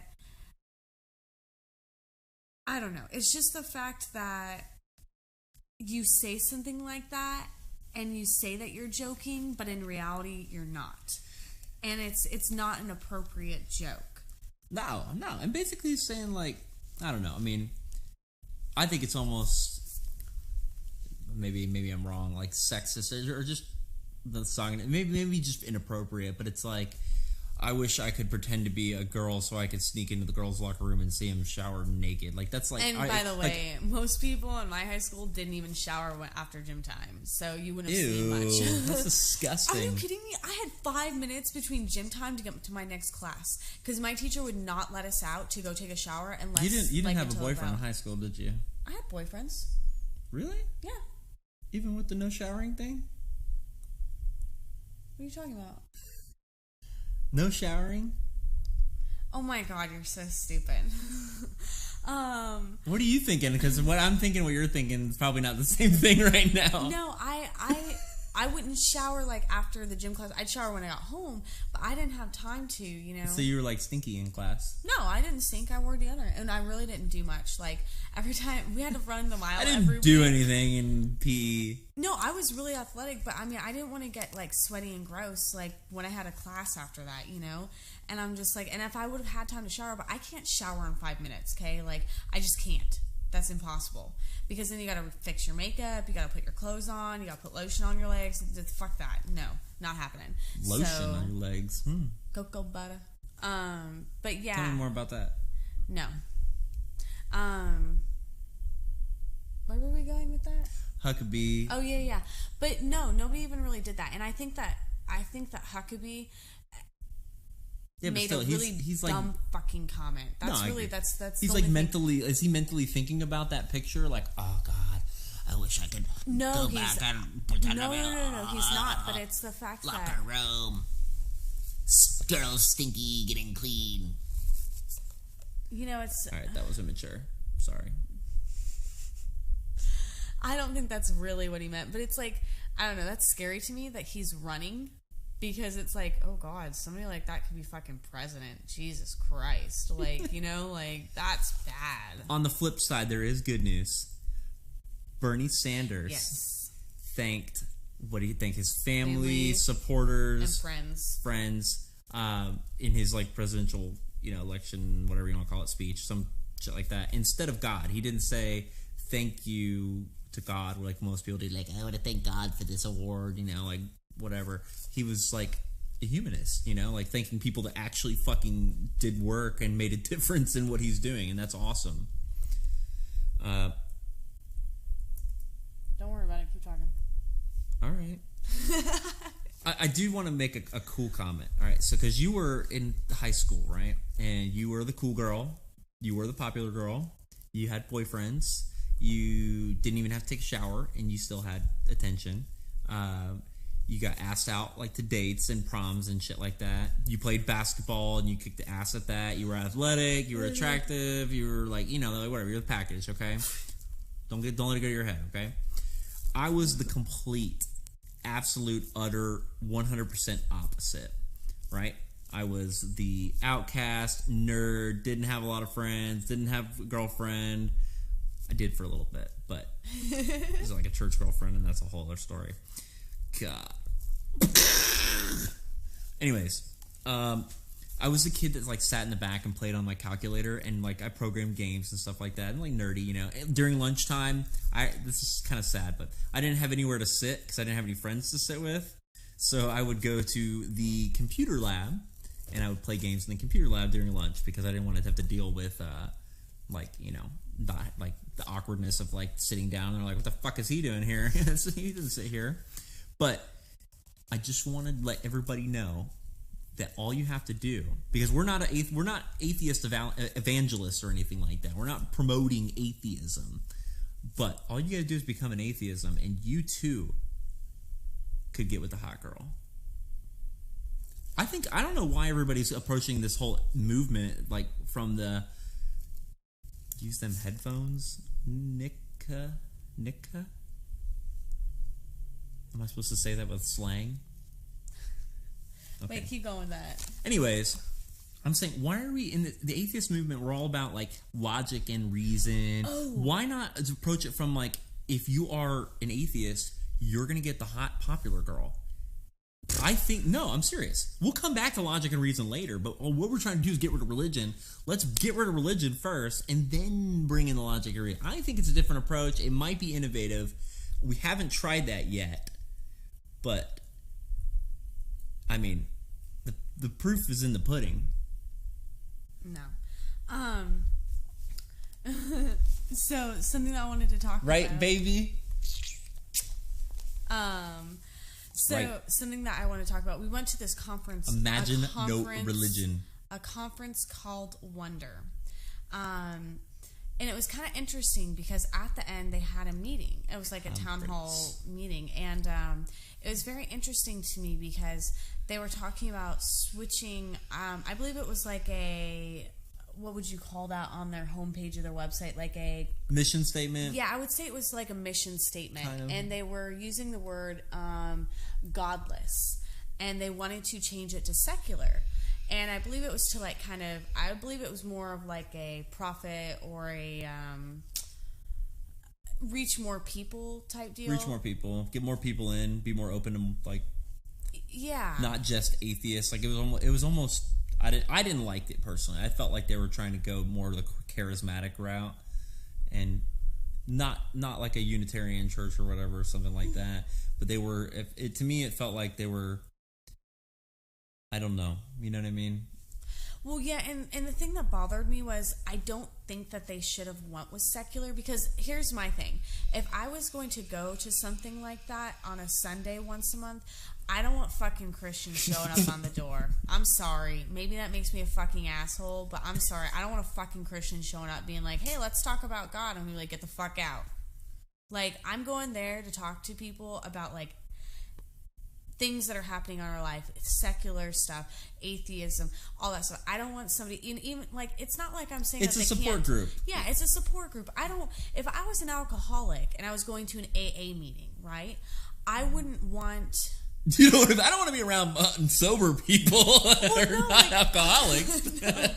No. It'd be much better if everybody was drunk off their ass. That'd be effective. You know, it's just it's frustrating because it's like I didn't want that changed, and you know, it was such a big deal to some people because people were like, no, you know, like I don't want that changed. I know some people would leave if that was changed. You know, like we are no, and I think that's important because I know that some people didn't like the word godless, and that, you know, and one guy shared a story that he was, I believe, in a custody battle with his wife, and they were at court, and the judge mentioned that he was part of the Sunday assembly and that it had the word godless and stuff. And he was kind of like pointing out, I don't know. Well, godless has multiple meanings too. Well, yeah, but no. And then so he, you know, he was like, I don't like that word. And I'm like, yeah, but we have to stand up for that word and get it to be okay in society.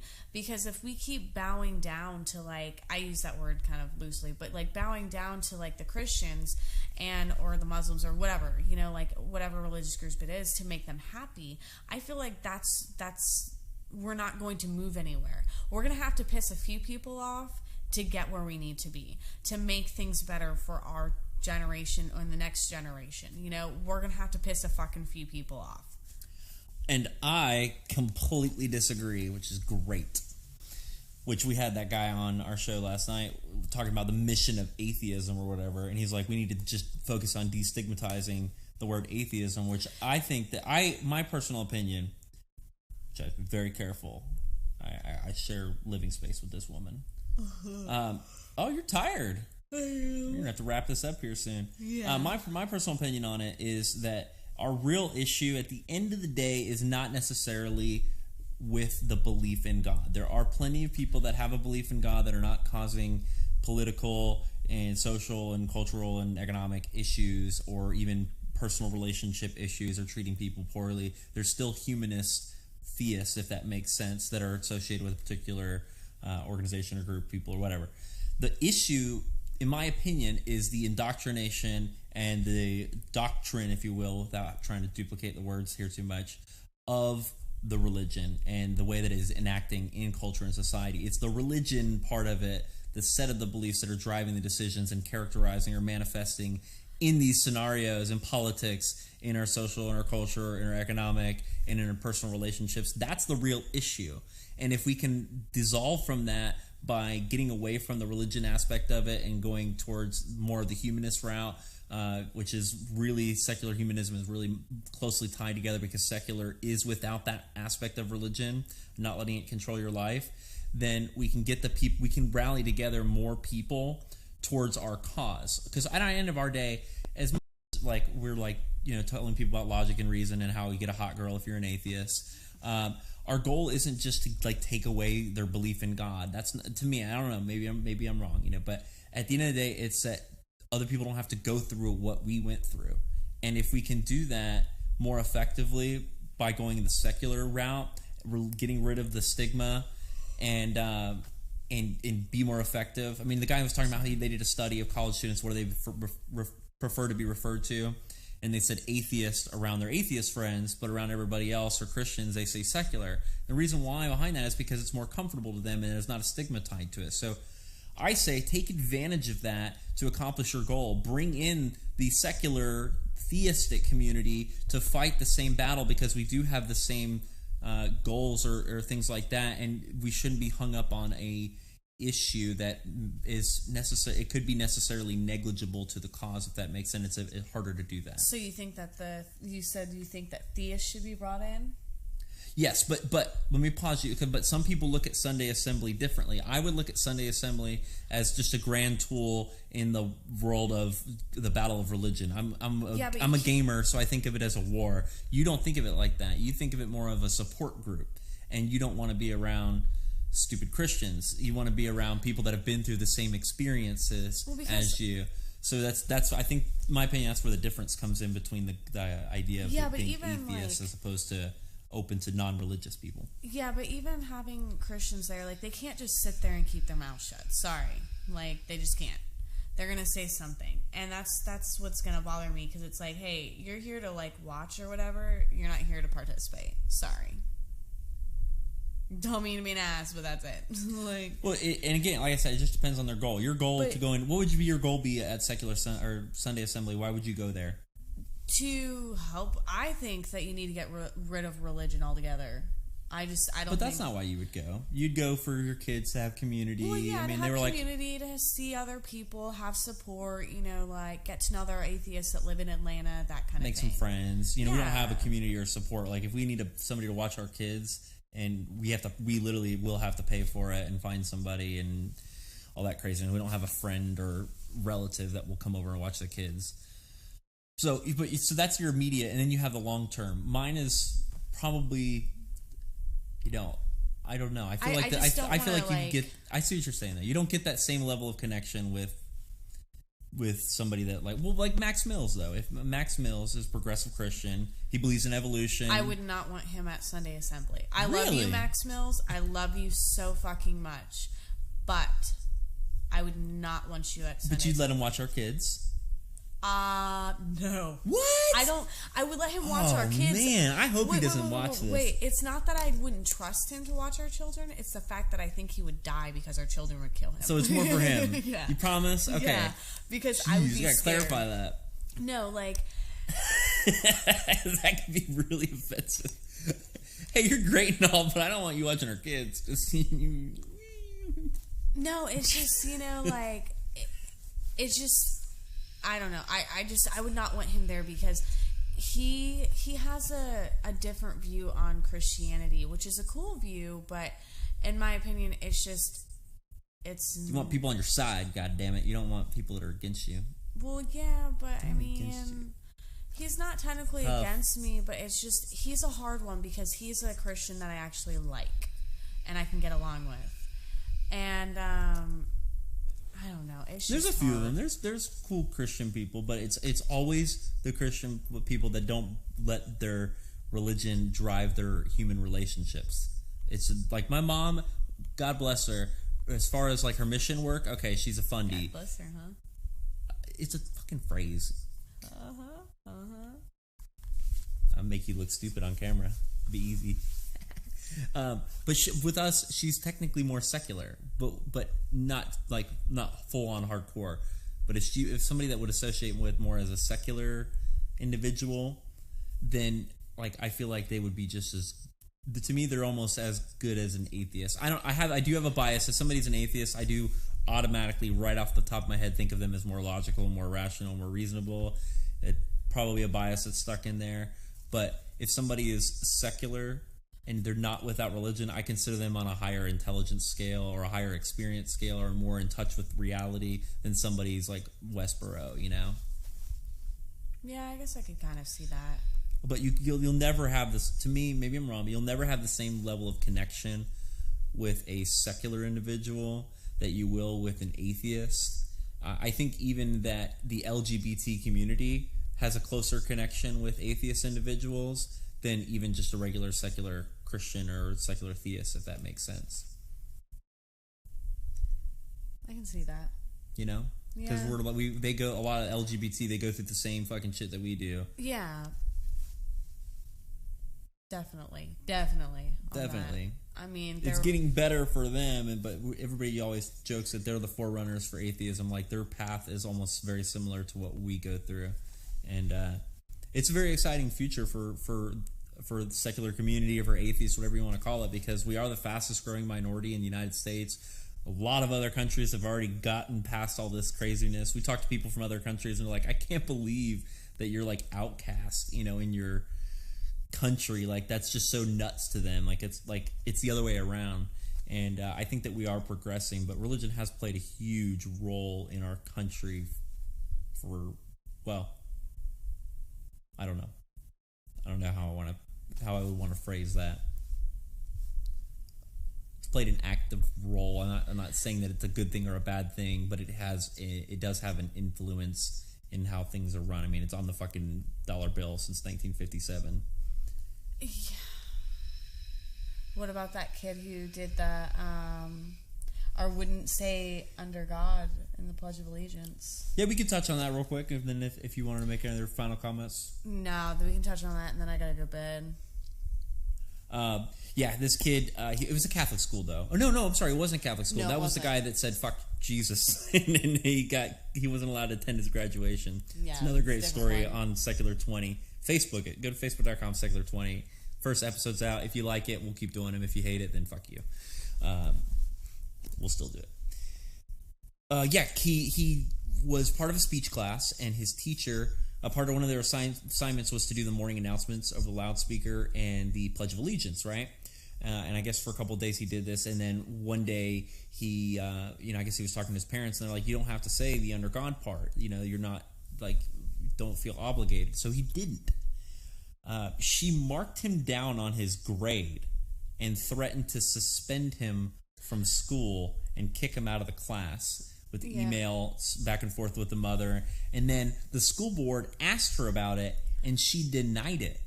And said I didn't know she denied it. I thought she denied it and said that she didn't do that. And mother's like, oh, hell no. Nigga, hell no. We value evidence. So here, shing, is the email that you sent me. Suck it. And threw it in front of the school board, and they were like, oh, well, Mrs. Thomason, or whatever her name was. I can't remember her name. And they burned that bitch, set her ablaze. She was fired. She was fired. I don't know if she was fired because she's a lying fucking bitch, or if she was doing something unconstitutional. I would hope it was both.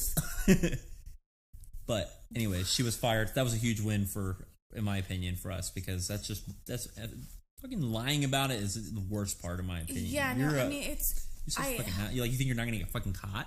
Well, she probably thought that she wouldn't have brought the email. She probably assumed that she wouldn't bring the email. Or maybe she was hoping, because, all right, pause. On a fair scale, if you make everything else equal, it would be in her best interest to lie, with the possibility that the woman would forget about the email or have deleted it, and then she would have been fine.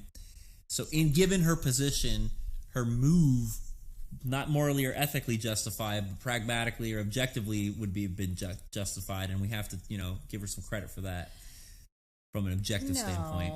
You don't, but that's okay. No, I think morally it's horrible and wrong. But if there was a game and she was trying to win, she made the right move. Yeah, but that to me is not a game. No, I know. I'm just saying. For her, it is her game and her own life and her career. Yeah, she had to take a gamble on it. She's not just going to come out and get fired. You have to try, go down swinging. Well, no, because she should have been like, yeah, I said that, because to me it would have been better. That would have been better from a religious standpoint, because then she would have stood behind her beliefs. Yeah, she could have maybe eluded. Now she's lost the support of the Christian one, probably not still. Well, no, but I mean, she could have been like, look, I'm a devout Christian. I really believe this. This is why I did this. And maybe, I don't know, she could pull up some Bible verses, whatever. But, she could have come and really... It says right here to keep God in the pledge. No. 1 Peter 3:15. No, I'm just saying that she could have used that as a reason to...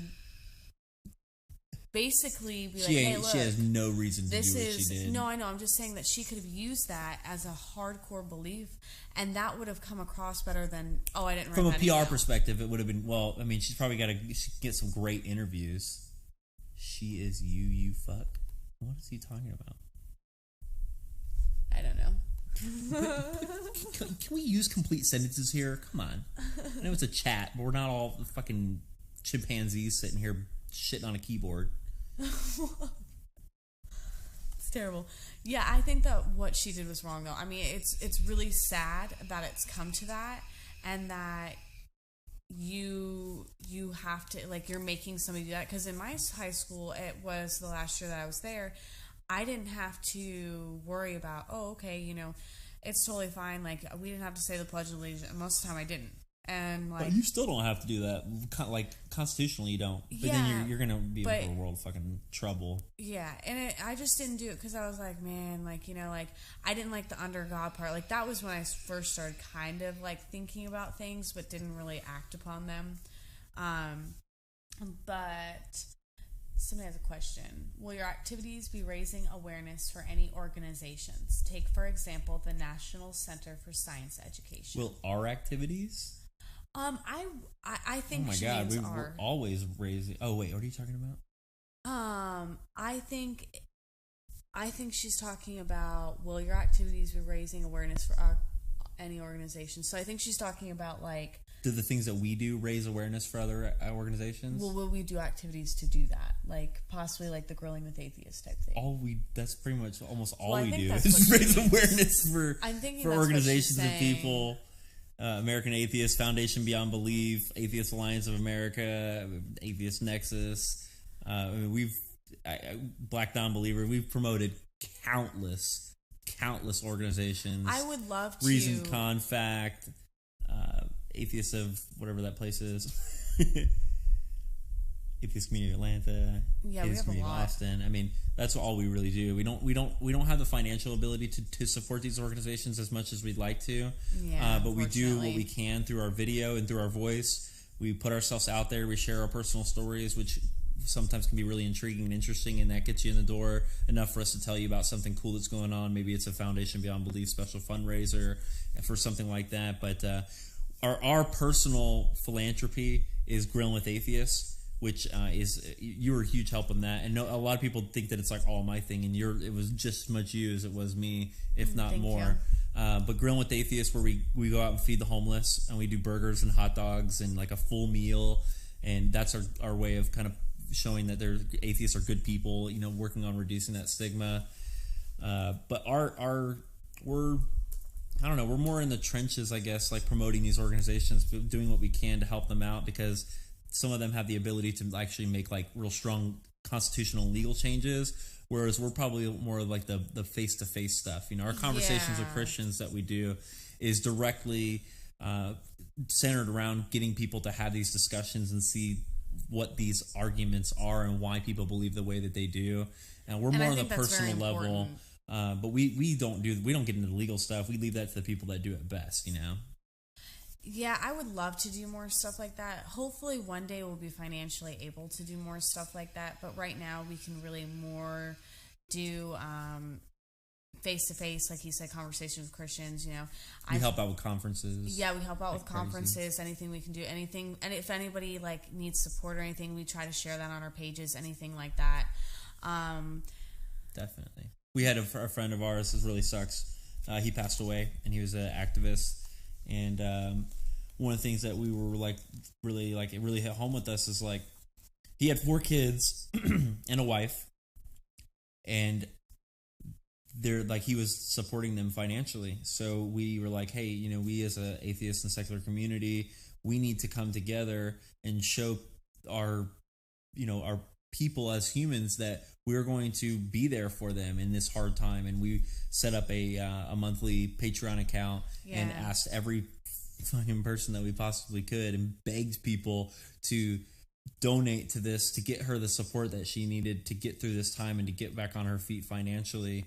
And I wish with everything in me that we could all do that as a human race and think about everybody. If I know that's grandiose and stuff like that, but if people were able to do that, and nobody would have to ever have that concern or worry, you know what I mean? Like there's so much useless, unneeded pain out there, and then, sadly enough, the people that can make the difference don't want to, and then the people that can only make such a small difference that they don't even think that it means anything, and maybe it's $1 or like $2, and they're like, it's not even worth doing it. Yeah. If all of those people, it's like voting. If all of those people actually went ahead and gave their $1 or their $2 to something like that, it adds up and it does make a difference. So it's getting those type of people on board with those things and changing minds to think in a different way, And ants, you think about ants, they actually they operate as if they're one single unit, and they all work independently, and they each do so fucking minuscule much, but because they all work together, everybody thrives in their colony, and we don't think like that as humans, and we miss out on the benefits of that. I mean, how much? But I don't know. Maybe if I was a billionaire, I would think that I would feel much more valuable or like amazing if I took that money and solved a serious world issue with like hunger or housing or something like that, as opposed to like driving a Lamborghini. How much fun you're gonna have a shitload of fun driving a Lamborghini around. Not the trying thing to is that when bash people that, but that money put to a good cause, how much better would you feel inside if you're not programmed like that? But here's the thing: most people think that people that don't have that much money are just lazy as fuck, and so they don't want to help them. They don't want to help them because they think that they're being lazy and that they're not going out and doing like, oh well, you know, you can pick up an extra job or you can do this or that or whatever. And so I think that's one of the reasons why those type of people do not share their money, because they worked hard to get it, and they're like, well, you're not working as hard as I did. I worked my ass off to get this money. Why am I going to share it with you? So it's hard. I mean, I don't know. That's hard. It kind of sucks, but I mean, like, yeah, I mean, I think if people just came together and like just did, like, even if they could only do $1 means a lot. Like, maybe, and I know a lot of people think that, oh, I can only give $1, like, you know, they kind of like sit back or whatever, but it's like, no, like, it would be awesome. Like, you know, like, even for any charity events, like we went to the Wonder, you know, the conference called Wonder, and we didn't have any really money to like give them, but, you know, we tried to give like what we could, you know, like we tried to give the little that we could give. And, you know, we want to support charities. We want to get out there and we want to help other people. Or very little. It feels embarrassing to do it, but it does add up. I know that sounds crazy, but if you think about the change in your fucking cup jar, give that to an organization like Foundation Beyond Belief, and they'll be able to use that. I know that sounds crazy, but if everybody did that, that adds up to a lot, and it just takes somebody. Shia LaBeouf, just do it. You haven't seen that video yet? Yeah. Do it. Do it. This is a good time. I'm sorry. This is a good time to plug your Patreon. Because I know you're not gonna do it because you're like, I hate asking for money. She does. She fucking hates it. But it will help her do the things that she's doing. And I'll tell you, I can say this because I'm like outside. People fucking listen to her because she is sweet. She is smart. She's very intelligent. She goes really deep into conversations. A lot of stuff that other people won't avoid. She's unbelievably beautiful. And when you have somebody like this fighting for us as a secular community, to rally behind her and have that, we can be so much more effective. Like, not like bashing, but like I'm really good with video and stuff like that or whatever, but your time and your resources, if you are able to, are so much better spent on somebody like Catie, who can make a fucking difference and like has everything that she needs to do it, has the support. She just needs whatever. Say your thing. No, I mean, I know that I have a lot to work on, and I'd love to get to the point where I feel very comfortable doing things. I'm very nervous on camera. I don't like being on camera, and I don't like asking people for money because, you know, I don't want people like thinking that, I don't know. So anyways, but if you like the shows, if you like, you know, the content, that kind of stuff, you know, this is more of an impromptu one, so there was really not much talked about, but, you know, I'm going to try to do one on secular parenting too soon. It's just been really hard. I've had like kind of a crazy work schedule. We're trying to open up the restaurant, and it's just been like kind of crazy working all over the place. So I haven't really had a chance to sit down and do another, like, get everybody there and, you know, do it and stuff like that. But if you like what you see, you know, you can subscribe on my YouTube. The way I look at it. Hold on. I have a Patreon. It's Catie Brotherton. So you can look that up, and any little bit helps. So the way I look at it is, you can go work at your job and make your average, probably end up averaging about $10 an hour. Or if a Patreon gives you $10, that's an hour you can spend. Think about the amount of video that you'll put together in an hour and the topics that you'll talk about. You're gonna be one of those people that gets a fuckload of views, and if one person or two people see that video and it has an effect on them and gets them to think, that's $10 that just took two people out of religion and into reason, and then the generations that come from them. That's such a fucking amazing investment, in my opinion. In like, and I'm not saying it has to be for her or for me, for anybody that's doing this type of thing. You cannot get a better return on your investment for changing the world than you can on this digital secular activism that's going on in the community right now. If you want to make a fucking difference in the world, not. I know there's tons of things, tons of ways to support, but you can. I mean, it goes so fucking far because of the internet and because of the way this stuff goes around, because of what people are doing and how they change their minds in the psychology. There's just not much better way you can make a difference in the world that has residual effects like that. The thing is that like even if I just change one life or even help one person, which I know that I have helped one person, they came out to their parents and stuff. Even though I just helped one person, if that's all I help, then that one person can help thousands. Who knows? And so that's what's important to me. And I've had such a very shitty experience with religion, and it's really hurt me on a whole nother level. It's really fucked me up.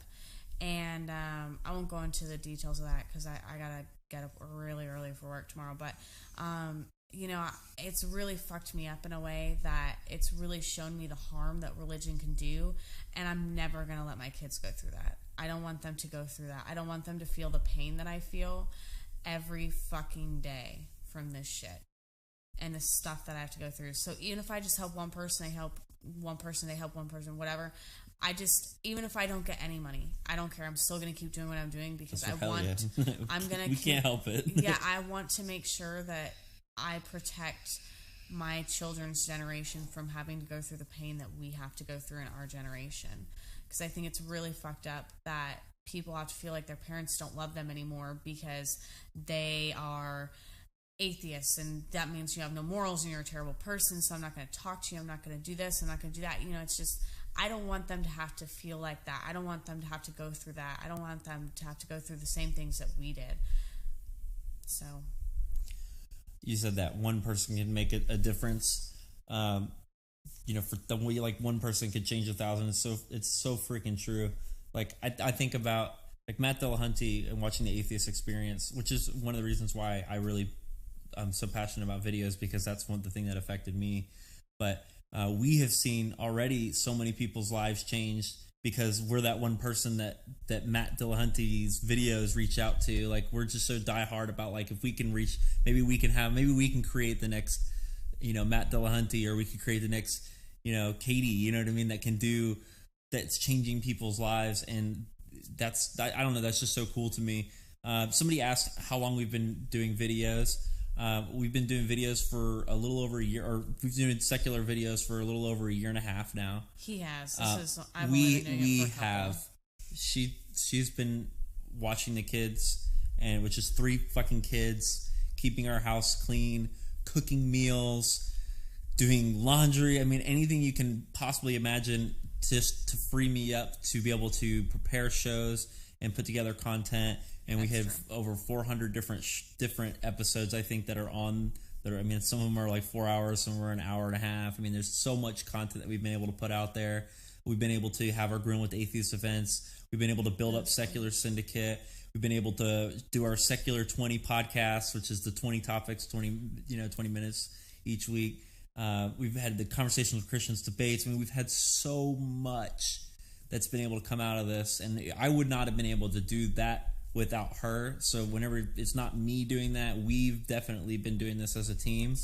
And we've been doing it for a long time, and our future is to just fucking keep going, do more, like, just not have to spend time at going to work and doing all that kind of stuff. Or like, I've had to pick up some other work sometimes to do like little website projects and use some of my technical stuff there and spend the time on that so we can afford to pay our bills. And I would love to take that time and put it, like, I feel so unbelievably fucking worthless when I'm working on a website for some dude's like tire company or something. I'm like, what am I doing? Like, I could be changing the world right now.